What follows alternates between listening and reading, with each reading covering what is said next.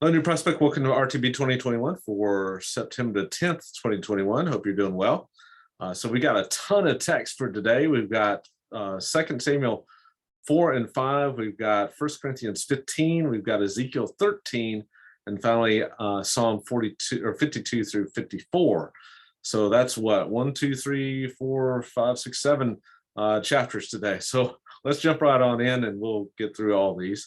So first of all, we got 2 Samuel 4 and 5. Why don't we start there? So remember that this is a section where David is consolidating power, and he is now going to be, in these chapters, he will now be king over all of Israel. The first thing to do, though, is to have the House of Saul out of the way completely, and that happens when Ishbosheth, remember that he was Saul's son who had been opposing David, is killed by a couple of his commanders, Baana and Rakav, and they go and they kill Ishbosheth, take his head and bring it over to David at Hebron, and they think that they're going to be rewarded. The story kind of recalls, of course, the story of the Amalekite who goes and does this, claims that he had killed Saul, and hope to be rewarded. Well, the same thing happens to these guys as happened to that Amalekite. David has them killed, which shows, I think, something of David's heart, that he's not going to once again take things into his own hands, but also has a nice political effect that he's not the one responsible for this. It's these individuals, and it shows that that he is concerned to do things the right way. Then, of course, one other thing here is that we have this brief mention in verse 4 of Mephibosheth, who's another son of Saul, and he will come into play later on in the story. So we won't mention too much about him now, but know that I'm sorry, this is not Saul's son, but Jonathan's son. So it'll come into play a little bit later. And perhaps as describing him as what the text says is crippled in the feet. And so I think it's describing him in a way that shows that he's not a threat to the throne.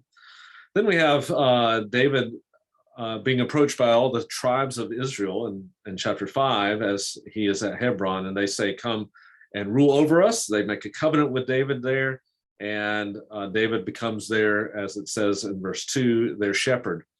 And of course, there's that shepherd imagery that we see in the ancient Near East used for kings.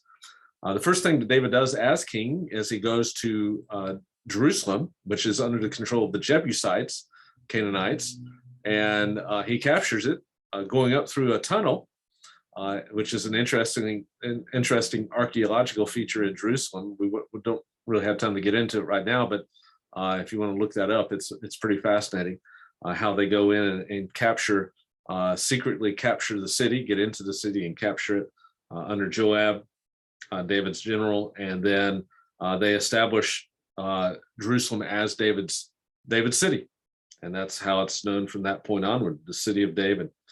The next thing David does is he has a war against the Philistines, and he's able to defeat them. Notice what happens in that text is it says over and over again that David inquires of the Lord, and so it's showing David's heart to do everything after God's will. And of course, this is setting us up for ultimately for 2 Samuel 7, that wonderful passage of the Davidic covenant that God makes with David. So that's 2 Samuel 4 and 5. We'll go over to Psalm 52 through 54. So these are texts that we have a couple of texts here, kind of different, and each one is a little bit different than the other. Psalm 52 is more of a psalm of confidence, I think I would call it. And it shows confidence, and specifically it focuses in several times confidence in the Lord's loving kindness. So it's the loving kindness of the Lord, verse 1, that endures forever. And notice the psalm itself ends with the confession and loving kindness. Verse 8, I trust in the loving kindness of God forever and ever. There's that Hebrew word again, chesed, which is so significant as describing the character of God and his covenant relationship with his people. That's what brings the psalmist's confidence, is ultimately the character of God. Psalm 53, you'll notice, is really similar and almost an exact repetition of Psalm 14, which we've talked about before. And I'm actually going to preach a sermon on this psalm here in just a few weeks.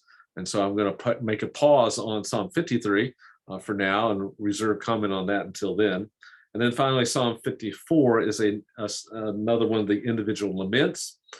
Here the psalmist is once again confessing his trust in God as his helper, his sustainer of his soul, verse 4. So that's Psalm 54. And that moves us over to Ezekiel 13. Here, Ezekiel is specifically doing what Jeremiah himself also did when we saw this as we read through Jeremiah, that's confronting and condemning the false prophets. Apparently at this time in the exile, there were quite a few.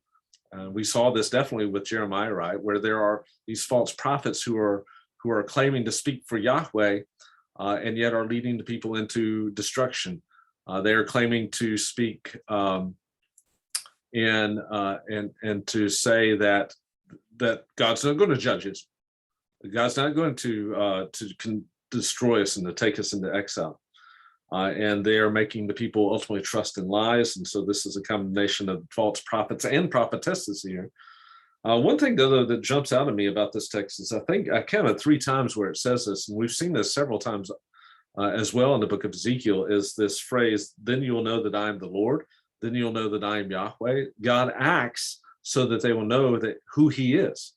Now, if you remember, this is a phrase that occurs over and over again in the book of Exodus as well. So when you read through Exodus, especially in the plagues, in chapters 5 through 11, God acts and he does those plagues so that the Israelites would know and the Egyptians would know his identity, who he is. And of course, the identity is very much tied, knowing who God is very much tied to being in a right relationship with him. And so God will act to justify, to vindicate his name, and he will act so that the Israelites will know truly who he is. And they will know that he is the God who will restore, but he will also be faithful to keep his end of the covenant, which includes judgment if they disobey that covenant. So it's Ezekiel 13. And that brings us finally to one of the greatest chapters in the Bible, and that is 1 Corinthians 15.